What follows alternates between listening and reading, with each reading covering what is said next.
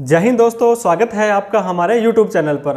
दोस्तों 1 अप्रैल 2021 से income tax के अंदर काफ़ी सारे चेंजेस जो हैं वो इंट्रोड्यूस किए गए हैं, जो एक आम व्यक्ति को, एक नॉर्मल टैक्स पेयर को प्रभावित कर सकते हैं। इस वीडियो के अंदर हमने इन सभी चेंजेस को विस्तार से डिस्कस करने की कोशिश की है और आशा करते हैं ये वीडियो आपको अच्छी लगेगी। अगर ये वीडियो आपको अच्छी लगे तो दोस्तों लाइक करना ना भूलें, जिससे हमारा हौसला बढ़ता रहता है। चलिए दोस्तों वीडियो को स्टार्ट करते हैं।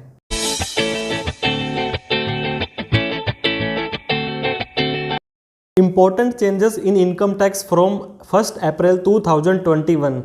तो दोस्तों सबसे पहला चेंज जो आपको देखने को मिलेगा इनकम टैक्स रिटर्न के अंदर 1/4/2021 के बाद में, वो है प्री फिल्ड ITR फॉर्म। जैसे ही आप इनकम टैक्स की रिटर्न भरने के लिए इनकम टैक्स वेबसाइट के पोर्टल पर जो आप लॉगिन करेंगे तो वहाँ पे काफ़ी सारी इन्फॉर्मेशन आपको प्री फिल्ड वहाँ से पहले से ही भरी भराई मिल जाएगी, जिनके अंदर सैलरी प्रमुख रहती है। अगर आप एक निश्चित लिमिट से ज़्यादा की सैलरी आप अगर कमा रहे हैं और जो आपकी सैलरी है वो TDS के दायरे में आती है, तो निश्चित रूप से आपको जितनी भी सैलरी आपने कमाई होगी, चाहे एक एम्प्लॉयर से हो या एक से ज़्यादा एम्प्लॉयर से की हो उस फाइनेंशियल ईयर की, तो उसकी सारी डिटेल आपको अपनी इनकम टैक्स रिटर्न में पहले से ही प्री फिल्ड वहाँ पे मिल जाएगी। इसके बाद में अगर आपने फाइनेंशियल ईयर के बिटवीन एडवांस टैक्स भरा है, कोई टैक्स अपनी तरफ से भर दिया है और TDS किसी ने आपका काट लिया है, आपका किसी से TCS किसी ने कलेक्ट कर लिया है, तो ये इन्फॉर्मेशन भी ITR फॉर्म में आपको वहाँ पे शो कर जाएगी। इसके बाद में जो मेजर चेंज है दोस्तों वो है कैपिटल गेन के अंदर। अगर आप शेयर मार्केट के अंदर ट्रांजैक्शन करते हैं और वहाँ से short term capital gain, long term capital gain जो भी कमाई करते हैं, तो वो कमाई की जो आपको इनकम होती है दोस्तों, वो भी आपको इनकम टैक्स रिटर्न के अंदर अपने आप से ही प्री फिल्ड आ जाएगी, क्योंकि सारा जो इनकम टैक्स डिपार्टमेंट ने जो शेयर मार्केट है आपका, वहाँ के जो ब्रोकर हैं उनसे टाई अप कर लिया है और उनसे पैन कार्ड के बेस पर जो भी ट्रांजैक्शंस होगी उससे अपना कैपिटल गेन निकाल लिया है आपका। इसके बाद में इंटरेस्ट फ्रॉम बैंक और पोस्ट ऑफिस। अगर आपका बैंक के अंदर कोई इंटरेस्ट आ रहा है या पोस्ट ऑफिस के अंदर, स्पेशली तो दोस्तों FD को कवर करता है, लेकिन मोस्ट प्रोबेबली चांस है कि इसके अंदर जो सेविंग का ब्याज है वो भी इंक्लूड कर लिया जाएगा और वो भी आपका जितने भी अकाउंट हैं पैन कार्ड से जो लिंक है उनके सभी का ब्याज है वो ITR में अपने आप भरा हुआ आ जाएगा। इसके बाद में SFT ट्रांजैक्शन दोस्तों, स्टेटमेंट ऑफ फाइनेंशियल ट्रांजैक्शंस। ऐसी बहुत सारी ट्रांजैक्शन होती हैं जिनको आप एक लिमिट से ज़्यादा करते हैं, तो एक लिमिट से ज़्यादा करते हो तो वो इन्फॉर्मेशन इनकम टैक्स डिपार्टमेंट को चली जाती है और फॉर्म 26 AS के अंदर वो इन्फॉर्मेशन आपको शो कर देगी और उसके अकॉर्डिंग ही आपको उसका रिप्लाई करना पड़ सकता है।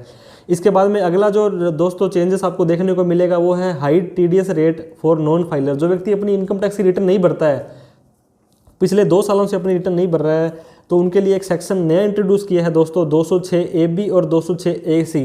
जो TDS काटने वाला है और जो TCS कलेक्ट करने वाला है, तो वो ऐसा कोई व्यक्ति जो 2 साल से रिटर्न नहीं भर रहा है और पूरे साल का जो TDS मिला करके 50,000 रुपये से ज़्यादा हो जाता है, तो या तो उस TDS का जो रेट है वो डबल लेगा या 5%, दोनों में से जो ज़्यादा है उसके ऊपर TDS कटेगा। सपोज करो दोस्तों आपका जो TDS है 10% के हिसाब से किसी आइटम पर कटना है, इंटरेस्ट के ऊपर कटना है, तो या तो 20% इसका डबल या 5%, इन दोनों में से जो हायर होगा उसके हिसाब से आपका TDS कट जाएगा।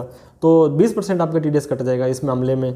और लेकिन ये सेक्शन है दोस्तों 192 सैलरी, 192, 194 N जो आया है कैश विड्रॉल का, लॉटरी वगैरह की जो इनकम है, इनके ऊपर ये जो सेक्शन है वो एप्लीकेबल नहीं होता है। इसके बाद में नॉर्मल TDS रेट अगेन, जैसे आपको पता होगा दोस्तों, जो पहली जो कोरोना वायरस के कारण जो लॉकडाउन हुआ था पहला, तो उसमें 14 मई 2020 को गवर्नमेंट ने क्या किया था, जितने भी तरह के TDS कटते हैं उनको 75% कर दिया था 31/3/2021 तक। लेट्स सपोज अगर किसी आइटम पर 10% TDS कटता है तो गवर्नमेंट ने बोला था कि उसका 7.5% ही TDS काटा जाए और ज़्यादा से ज़्यादा अमाउंट है जो टैक्स पेयर के हाथ में चली जाए। तो ये जो TDS का रेट है वो वापस से नॉर्मल हो गया है। 10 वाले पे 10 ही कटेगा, 5 वाले पे 5 कटेगा और 20 वाले पे 20 कटेगा। 1/4/2021 के बाद में जो भी TDS कटना है वो फुल रेट पे कटेगा आपका। इसके बाद में दोस्तों penalty for non linking of pan and Aadhaar. Pan card को आधार कार्ड से लिंक करने की डेट काफ़ी सारी बार बढ़ा दी गई है और सेक्शन 234H बोलता है अगर आपने अपने पैन कार्ड को आधार कार्ड से 30 जून 2021 तक भी लिंक नहीं कराया है और उसके बाद आप लिंक कराएंगे तो पहले आपको 1,000 रुपये की लेट फीस देनी पड़ेगी, उसके बाद ही आप अपना पैन कार्ड को आधार कार्ड से लिंक करवा सकते हैं। इसके बाद में जो चेंजेस देखना पड़ेगा दोस्तों, जो एम्प्लॉई कंट्रीब्यूशन के ऊपर अगर कोई एम्प्लॉई 2.5 लाख से ऊपर का कंट्रीब्यूशन करता है तो उस कंट्रीब्यूशन के ऊपर जो एक्स्ट्रा कंट्रीब्यूशन करेगा 2.5 लाख से ऊपर का, उसके ऊपर जो भी कमाई होगी उसके ऊपर जो इनकम होगी उसको इनकम टैक्स के अंदर आपकी कमाई में जोड़ दिया जाएगा और उसके ऊपर स्लैब के हिसाब से आपको टैक्स देना पड़ेगा। एम्प्लॉय कंट्रीब्यूशन 2.5 लाख से ज़्यादा 1/4/2021 के बाद जो आप कंट्रीब्यूशन करेंगे और 2.5 लाख से ऊपर वाला कंट्रीब्यूशन होगा उसके ऊपर जो ब्याज कमाया जाएगा उसके ऊपर आपको जो है इनकम टैक्स देना पड़ सकता है। इसके ऊपर हमने एक डिटेल में वीडियो बनाई है, उसको आप रेफ़र कर सकते हैं। इसके बाद में senior citizen, super senior citizen और एक तीसरा स्पेसिफाइड सीनियर सिटीजन को इंट्रोड्यूस किया है इस बार इनकम टैक्स में। ऐसा कोई टैक्स पेयर जो 75 साल से ज़्यादा का है, जो उसके लिए सेक्शन 194P इंट्रोड्यूस किया है। ऐसा स्पेसिफाइड सीनियर सिटीजन जिनका एक ही बैंक का खाता है और उसी खाते में पेंशन की इनकम और ब्याज की इनकम आ रही है, तो दोस्तों उस व्यक्ति को इनकम टैक्स रिटर्न भरने की ज़रूरत नहीं है। जो बैंकर होगा वो अपने आप उस स्पेसिफाइड सीनियर सिटीजन का टैक्स कैलकुलेट करेगा और उसका टैक्स काट लेगा। दोस्तों उसको इनकम टैक्स रिटर्न भरने की छूट है, न कि टैक्स भरने की छूट है। उसको टैक्स जितना बनेगा वो सारा भरना पड़ेगा, लेकिन उसे ITR भरने की ज़रूरत नहीं है। इसके बाद में बिलेटेड रिटर्न जो होती है दोस्तों, पहले क्या होता था, जो फाइनेंशियल ईयर आपका 19-20 था उसकी आप रिटर्न है 31 मार्च 2021 तक भर सकते थे विद लेट फीस। और जो अब आपका फाइनेंशियल ईयर 20-21 आया है दोस्तों, इसकी नॉर्मल जो डेट होती है वो जुलाई या अगस्त तक आपकी मानो होगी। तो अगस्त के बाद में दोस्तों लेट फीस के साथ में भी आप उसको दिसंबर तक ही भर सकते हैं, दिसंबर 2021 तक। अगर दिसंबर 2021 तक आप अपनी भर लेते हैं रिटर्न तो ठीक है फाइनेंशियल ईयर 20-21 की। उसके बाद में जनवरी, फरवरी, मार्च में आप अपनी ये जो रिटर्न है वो नहीं भर पाएंगे। तो ये जो आपकी बिलेटेड रिटर्न बोलते हैं, बिलेटेड रिटर्न आपकी 31 दिसंबर 2021 तक ही आप भर सकते हैं। इसके बाद में दोस्तों इनकम टैक्स एक्ट के अंदर आपको 2 टैक्स स्लैब दिए गए हैं, न्यू टैक्स स्लैब और ओल्ड टैक्स स्लैब। इसे ऑप्शन 1 और ऑप्शन 2 भी बोल सकते हैं आप।